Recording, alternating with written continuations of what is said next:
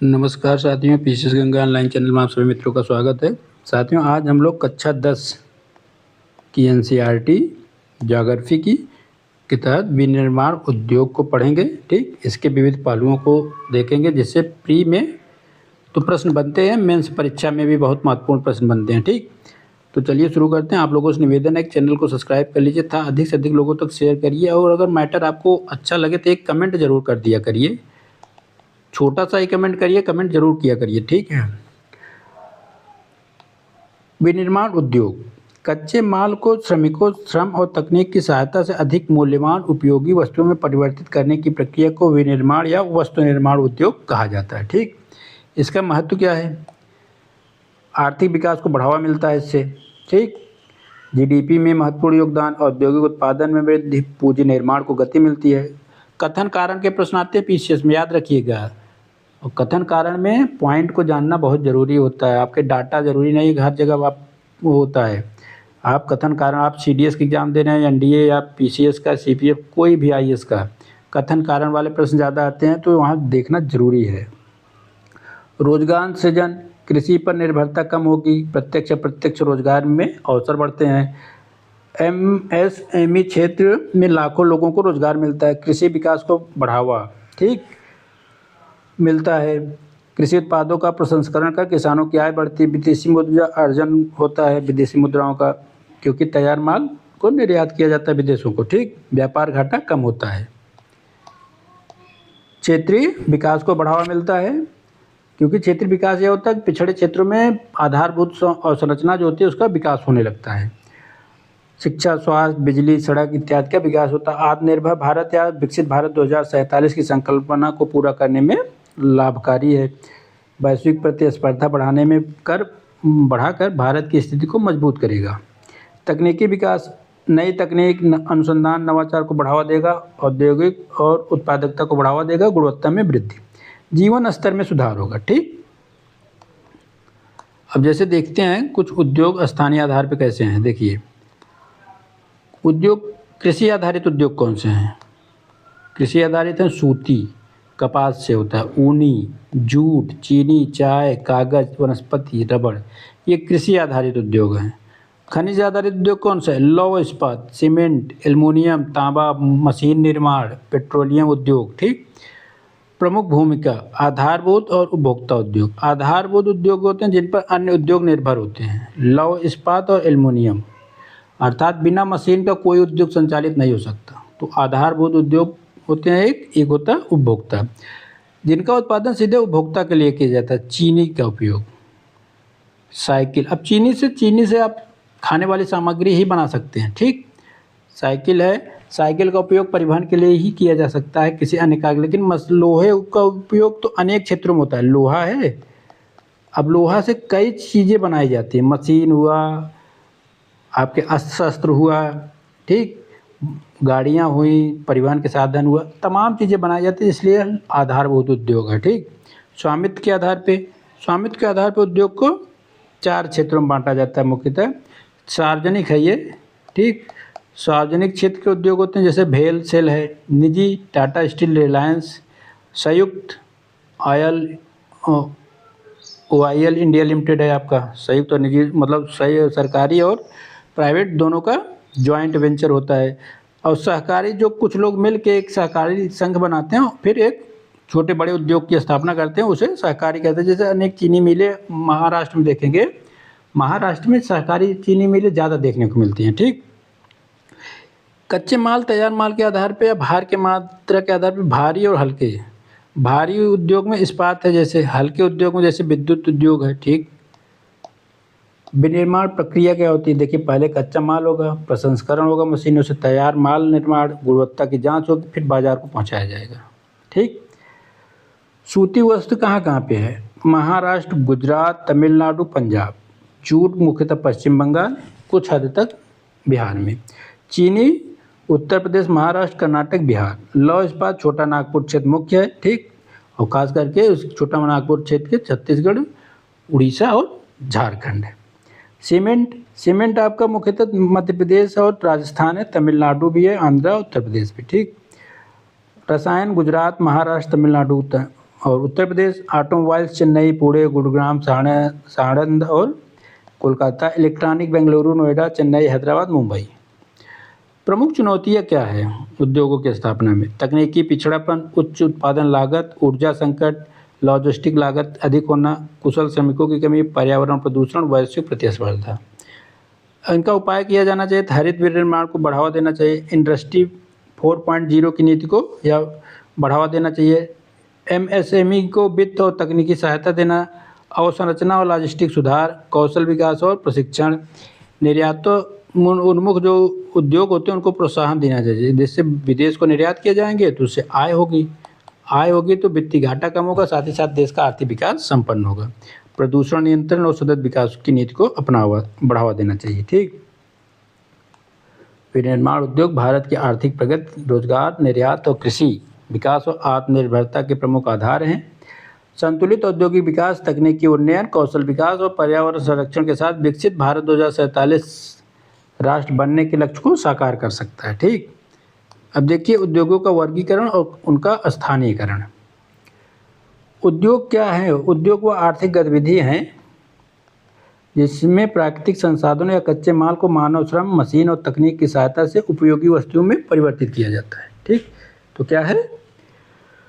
प्राकृतिक उद्योग वह गतिविधि है जिसमें प्राकृतिक संसाधनों या कच्चे माल को मानव श्रम की सहायता से, मशीन के द्वारा, तकनीकी सहायता के माध्यम से उपयोगी वस्तु में निर्मित किया जाए। जैसे गन्ना पैदा हुआ, गया मशीन में, पेरा गया, फिर उससे चीनी बनाई गई, तो उस पेराई के दौरान मशीन का प्रयोग हुआ, मानव श्रम का भी प्रयोग हुआ। ठीक। अब बना दी गई चीनी, और चीनी किस में हो गई? आपकी उपयोगी वस्तु में बन गई। ठीक।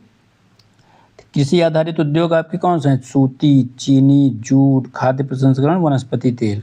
खनिज पे लौह इस्पात, सीमेंट, तांबा, एल्युमिनियम, पेट्रोकेमिकल। वन आधारित में कौन है? कागज, प्लाईवुड, माचिस और फर्नीचर। समुद्री उद्योग में कौन कौन से हैं? मत्स्य उद्योग और समुद्री खाद्य प्रसंस्करण। स्वामित्व के आधार पे 4 होते हैं।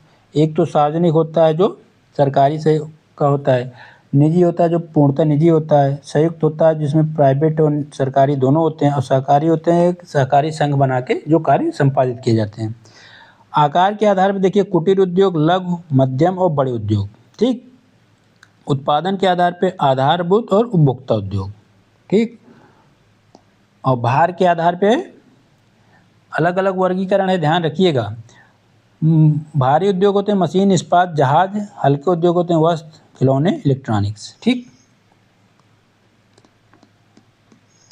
इनके स्थानीयकरण को प्रभावित क्या क्या करता है? कच्चा माल, ऊर्जा, जल उपलब्धता, श्रम, परिवहन, बाजार, पूंजी, तकनीक, सरकारी नीति और जलवायु। इनके स्थानीयकरण मतलब एक क्षेत्र में किसी उद्योग के विकास को प्रभावित करने वाले कारकों कौन कौन से हैं? पहली बात तो कच्चा माल है कि नहीं है, ऊर्जा उपलब्धता है कि नहीं बिजली की, जल वहाँ उपलब्ध है कि नहीं, श्रम कुशल श्रम है कि नहीं है, परिवहन के साधनों का विकास हुआ है कि नहीं है, बाजार उपलब्ध है कि नहीं। भाई कोई उत्पाद बन जाएगा तो उसके लिए बाजार की ज़रूरत पड़ती है, बिकेगा तभी तो कंपनी संचालित होगी। पूंजी उद्योग, पूंजी उनको चाहिए स्थापना के लिए, तकनीक चाहिए, सरकारी नीति है कि नहीं संरक्षण के लिए, और जलवायु कैसी है वहाँ की। विषम जलवायु में कोई आदर्श, जैसे राजस्थान के रेगिस्तान में आप जाके कपड़ा उद्योग स्थापित करिए तो संभव नहीं है। ठीक। तो आदर्श जलवायु होना चाहिए। इस तरह से आप इसको देख सकते हैं। ठीक। जैसे जूट, चीनी, डेयरी, शीघ्र नष्ट होने भारी और शीघ्र नष्ट होने वाले कच्चे माल के उद्योग हैं। ठीक। उदाहरण एल्युमिनियम, बिजली, कोयला। तो इस तरह से आप इसको देख सकते हैं, ये आपके लिए है। अब जैसे कुछ उद्योगों का स्थानीयकरण हुआ है। जूट, पश्चिम बंगाल में जूट उत्पादन कृषि कार्य में बहुत होता है, तो इसलिए वहाँ की जलवायु अनुकूल है, कच्चा माल उपलब्ध है। ठीक। आर्द्र जलवायु है, हुगली नदी है, कोलकाता बंदरगाह है निर्यात के लिए। सूती वस्त्र महाराष्ट्र, गुजरात, तमिलनाडु में, कपास उस क्षेत्र में ज़्यादा पैदा होता है, श्रम भी उपलब्ध है, बाजार भी उपलब्ध है, परिवहन के साधन भी है। लौह इस्पात मुख्यतः छोटा नागपुर क्षेत्र, तो लौह अयस्क खनिज भी है, कोयला खनिज भी है, जल नदियाँ हैं कई, और परिवहन के साधनों का विकास हुआ। चीनी उद्योग उत्तर प्रदेश, महाराष्ट्र दोनों में गन्ना उत्पादन खूब होता है, और दोनों में सहकारी मिलें ज़्यादा हैं, परिवहन के साधन भी है, बाजार भी है। इस तरह से देखेंगे। ठीक। तो आपको दिखेगा। अब देखिए, जमशेदपुर झारखंड में है, टाटा स्टील द्वारा विकसित किया गया एक शहर है। जमशेदपुर, जमशेदजी टाटा के द्वारा ही उनके नाम से इस शहर का नाम ही जमशेदपुर पड़ गया। भिलाई में इस्पात उद्योग है, छत्तीसगढ़ में। अभी एक ट्रिक कुछ बता रहा हूँ, आप ध्यान दीजिएगा इसको, कभी कभी पूछा है कई बार। तो जमशेदपुर टाटा झारखंड, भिलाई छत्तीसगढ़ में इस्पात है, भी से रू, भीरू, याद कर लीजिए। भीरू मतलब भिलाई रूस के सहयोग से बना हुआ है, सोवियत संघ के सहयोग से। ठीक। राउरकेला राज उड़ीसा में है। राउरकेला कहाँ है? उड़ीसा में। तो राज नाम याद कर लीजिए। राउरकेला जर्मनी के सहयोग से बना है। किसके सहयोग से? जर्मनी के। दुर्गापुर पश्चिम बंगाल में है। तो दुबे याद कर लीजिए, पंडितों में दुबे। दुर्गापुर ब्रिटेन की सहायता से बना है। ठीक। बोकारो किसके सहयोग से बना है? रो लास्ट में है ना, बोकारो रूस के सहयोग से। इन चारों को याद कर लीजिएगा, कभी भी मिलान करने आए तो गलत मत करिएगा। क्या हुआ? जमशेदपुर तो निजी क्षेत्र का है, टाटा का। ठीक। भिलाई छत्तीसगढ़ में है, भीरू रूस के सहयोग से बना है। राउरकेला उड़ीसा में है, जर्मनी के सहयोग से बना है। दुर्गापुर किसके बने? दुबे या दूबी, जो भी याद कर लीजिए। दूबी ब्रिटेन के सहयोग से बना है। बोकारो रो से रूस के सहयोग से बना हुआ है। ठीक। और ये कहाँ है? भिलाई छत्तीसगढ़ में है, राउरकेला उड़ीसा, दुर्गापुर पश्चिम बंगाल और बोकारो झारखंड में है। ठीक। कोलकाता हुगली क्षेत्र में जूट है, मुंबई अहमदाबाद में सूती वस्त्र, कानपुर में चमड़ा वस्त्र उद्योग है, सिंगरौली में तापी विद्युत है, मध्य प्रदेश में कोरबा में विद्युत एल्युमिनियम। ठीक। तो याद रखिए कि चीज़, अगर मैप में देखना चाहें तो इसमें स्पष्ट बनाया नहीं है, मैं भी मैप दिखाता हूँ। अब देखिए, सरकार उद्योगों के स्थानीयकरण को भी प्रभावित कर रही है, नीतियाँ बना रही है, जैसे औद्योगिक कॉरिडोर, MSME औद्योगिक नीति विकसित की है, औद्योगिक क्लस्टर की स्थापना कर रही है, भारत में प्रमुख इस्पात उद्योग और सेज की नीति लागू की है। ठीक। तो ये महत्वपूर्ण बातें सरकार द्वारा किए जा रहे हैं। प्रमुख विनिर्माण उद्योग में देखेंगे तो लौह इस्पात आधारभूत और भारी उद्योग है, सभी मशीन निर्माण उद्योगों की रीढ़ कहा जाता है। ठीक। तो इसका प्रमुख कच्चा माल लौह अयस्क चाहिए, कोयला चाहिए, चूना पत्थर चाहिए, मैग्नीज चाहिए। जमशेदपुर झारखंड में, टाटा स्टील की भिलाई छत्तीसगढ़ में, राउरकेला उड़ीसा में है, बोकारो झारखंड में है, दुर्गापुर पश्चिम बंगाल में, विशाखापट्टनम आंध्र प्रदेश में है। ठीक। इनके स्थानीयकरण के लौह अयस्क, कोयला, जल, बिजली, परिवहन चाहिए। इनकी समस्या क्या है? उच्च लागत कारक, कोकिंग कोयले की कमी होती है। कोकिंग कोयले की कमी होती है। भारत सबसे ज़्यादा कोकिंग कोयला कहाँ से आयात करता है? भारत सबसे ज़्यादा कोकिंग कोयला कहाँ से आयात करता है? आप लोग को अगर इसका उत्तर चाहिए तो आपको कमेंट करना पड़ेगा। अगर वीडियो यहाँ तक देख रहे हैं, कमेंट करेंगे तो मैं बताऊंगा कि सबसे ज़्यादा कोकिंग कोयला कहाँ से आयात करता है। जो कमेंट करेगा उसी को उत्तर मिलेगा। ठीक। और जिनको पता है वो बता सकते हैं। जूट उद्योग इसी तरह देखिए, पश्चिम बंगाल और पश्चिमी उत्तर प्रदेश पश्चिमी बिहार में संकेंद्रित है। और विश्व स्तर में देखें तो बांग्लादेश भी आ जाता है। ठीक। कारण कि यहाँ जूट की खेती बहुत होती है, परिवहन के साधन, जल संसाधन भी है, और अंतर्राष्ट्रीय बंदरगाह में कोलकाता बंदरगाह भी है। ठीक। सीमेंट उद्योग, चूना पत्थर, जिप्सम और की ज़रूरत खूब पड़ती है। तो राजस्थान MP में चूना पत्थर जिप्सम अधिक मात्रा में है। परिवहन के साधन भी विकसित हैं, बिजली उपलब्ध है, इत्यादि कारणों से यहाँ पे सीमेंट उद्योग का स्थानीयकरण हुआ। लेकिन ऊर्जा की अधिक खपत, पर्यावरण प्रदूषण क्षेत्र में बढ़ रहा है। ठीक। सूती वस्त्र का आप देख लीजिए। सूती वस्त्र भारत का सबसे बड़ा रोजगार देने वाला उद्योग है।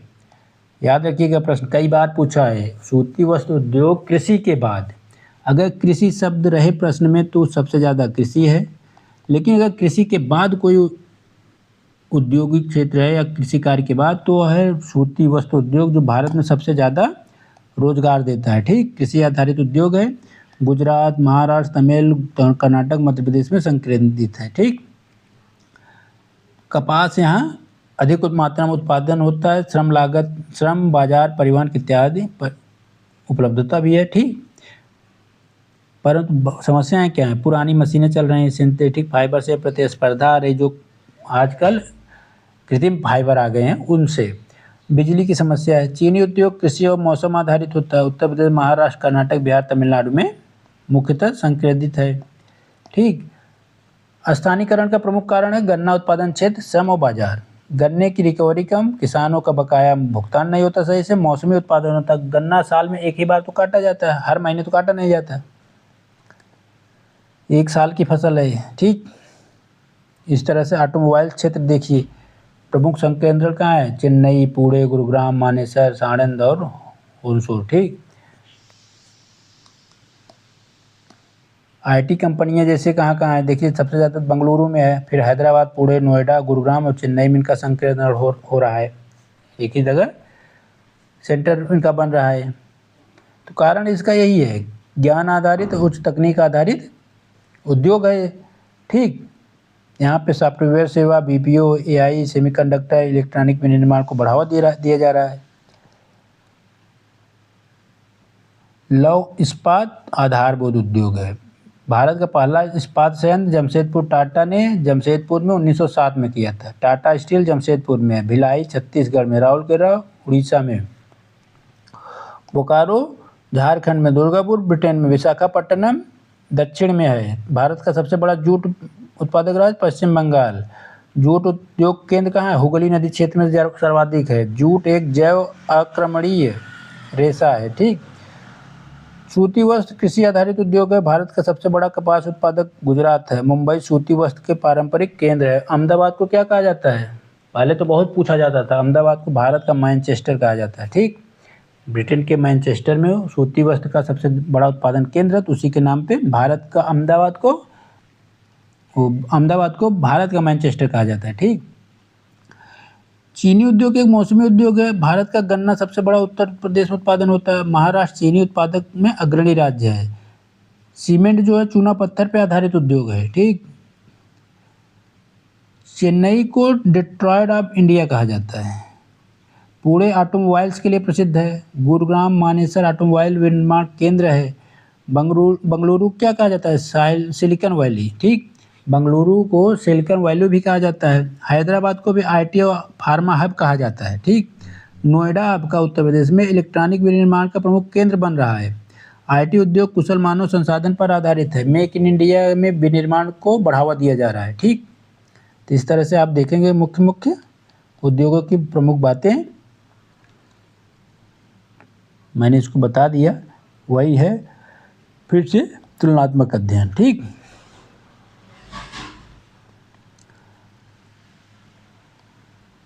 अब देखिए वही फिर से है कि उद्योगों का महत्व क्या है, विनिर्माण उद्योगों का। तो विनिर्माण उद्योग हैं क्या? प्राकृतिक कृषि, पशुपालन, वानिकी, खनिज क्षेत्रों से प्राप्त कच्चे माल को मशीन, श्रम, ऊर्जा और तकनीक की सहायता से उपयोगी, टिकाऊ, मूल्यवान में बदलना प्रमुख विनिर्माण उद्योग कहा जाता है, ठीक। इनका जीडीपी में योगदान होता है, ठीक। आर्थिक विकास का प्रमुख आधार हैं रोजगार सृजन, विदेशी मुद्रा अर्जन, मूल्य संवर्धन, आधारभूत उद्योगों का विकास और आत्मनिर्भर भारत में योगदान।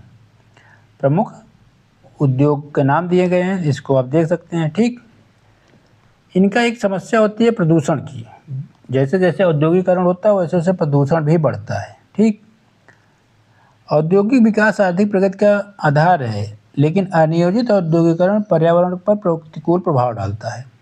उद्योगों से निकलने धुएं, रासायनिक अपशिष्ट, ठोस कचरे, अत्यधिक शोर, वायु, जल, भूमि, ध्वनि प्रदूषण को बढ़ावा देते हैं।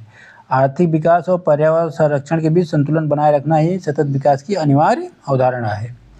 वायु प्रदूषण, जल प्रदूषण, भूमि प्रदूषण, ध्वनि प्रदूषण के प्रमुख स्रोत हैं ये, ठीक। आप इनको देख सकते हैं। इनका प्रभाव भी पड़ता है, दुष्प्रभाव, तो सबका अपना अपना अलग अलग प्रभाव पड़ता है, ठीक। इनको नियंत्रण करने के कुछ उपाय भी दिए गए हैं। ईटीपी इफ्लुएंट ट्रीटमेंट प्लांट हो, STP sewage treatment plant, ESP electrostatics precipitator की स्थापना की जाए। निजी चिमनियों से निकलने वाले धूल कणों को हटाना होता है। ठीक, वायु प्रदूषण कम होता है। हरित विनिर्माण को बढ़ावा दिया जाना चाहिए। ठीक, साथ ही साथ सतत विकास, सस्टेनेबल डेवलपमेंट की नीति जो होती है, क्रिया पद्धति, उसको अपनाना चाहिए। ठीक, कभी कभी अगर पूछ ले तो याद रखिएगा ईटीपी एसटीपी में अंतर क्या है। ईटीपी इन्फ्लुएंट ट्रीटमेंट प्लांट होता है, एसटीपी सीवेज ट्रीटमेंट। उद्देश्य क्या होता है, ये औद्योगिक अपशिष्ट जल का शोधन करते हैं, या घरेलू सीवेज जो घरेलू अपशिष्ट होता है उसका शोधन करते हैं। प्रदूषक रासायनिक प्रकार में रासायनिक धातु विषैले पदार्थ होते हैं, जैविक और घरेलू अपशिष्ट। उपयोग औद्योगिक में, घर, नगर और समुदायों में। रासायनिक भौतिक उपचार करते हैं, जैविक भौतिक और रासायनिक उपचार करते हैं। ठीक, इसको ध्यान रखिएगा। तो इस तरह से हमारा ये चैप्टर समाप्त होता है। ये जो पॉइंट दिए गए इसको आप याद जरूर कर लीजिए, मुख्य परीक्षा के लिए बहुत ज़रूरी है। ठीक, इसको याद करना बहुत ज़रूरी है। क्या, औद्योगिक अपशिष्ट जल का शोधन, घरेलू सीवेज का शोधन, धूल कण हटाने का उपकरण, स्क्रबर होते हैं विषैले गैसों को नियंत्रित करना, ग्रीन मैफलर जो होते हैं, ग्रीन मफलर है ये, पर्यावरण अनुकूल उत्पादन प्रक्रिया, 3R रिड्यूज, रीयूज, रिसाइकल, सतत विकास, वर्तमान के साथ भविष्य का भी कल्याण करना। ठीक, तो इस तरह से होता है। यह ऐसा विकास है वर्तमान पीढ़ी की आवश्यकता की पूर्ति करे तथा लेकिन भविष्य की पीढ़ियों की आवश्यकताओं से समझौता न करे। आर्थिक विकास, सामाजिक न्याय, पर्यावरण संरक्षण, संसाधनों का विवेकपूर्ण दोहन, जैव विविधता का संरक्षण। ठीक, 3R को अपनाना, स्वच्छ और ईंधन और नवीकरणीय ऊर्जा को अपनाना, वर्षा जल संचयन, अपशिष्ट प्रबंधन, ग्रीन बेल्ट का विकास, जल संरक्षण, कार्बन उत्सर्जन में कमी करना। ठीक, सतत विकास पर कभी प्रश्न आए तो आप गलत मत करिएगा। तो प्लीज़ यहाँ तक अगर देखे हैं तो चैनल को सब्सक्राइब कर लीजिए तथा लाइक और शेयर करिए। धन्यवाद। अगले वीडियो में फिर मिलते हैं ज्योग्राफी के। ठीक।